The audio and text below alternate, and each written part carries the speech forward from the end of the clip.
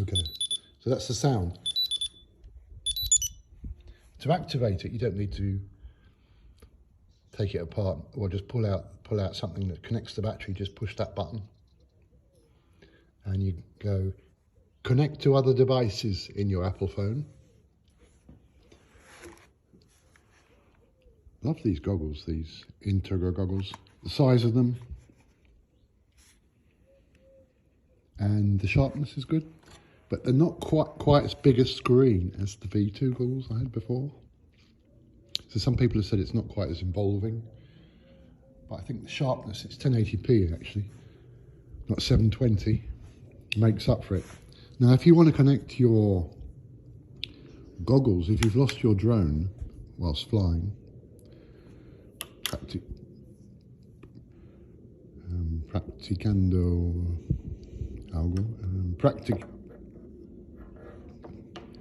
forgotten the word in English,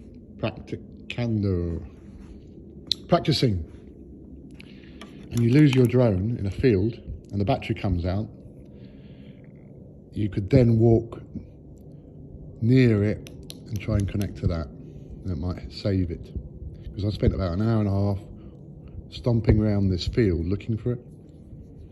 So you need an OTG to connect to the, it's not actually going to connect because it's not Apple, but you need this. I need an Apple cable here from USB-A to Lightning to this phone I'm talking to you now on and filming this.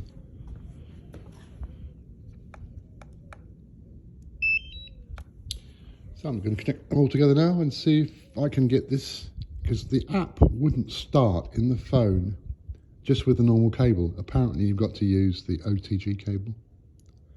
So I need to get another cable. So if you do lose the drone, you can go in the Fly app, find my drone. That's where I'm going to be flying.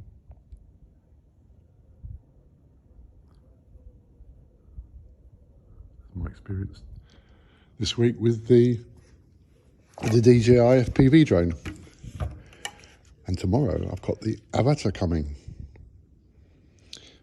But I like this drone. I like it for what it is. Also, when I had a crash, the screws popped out of these.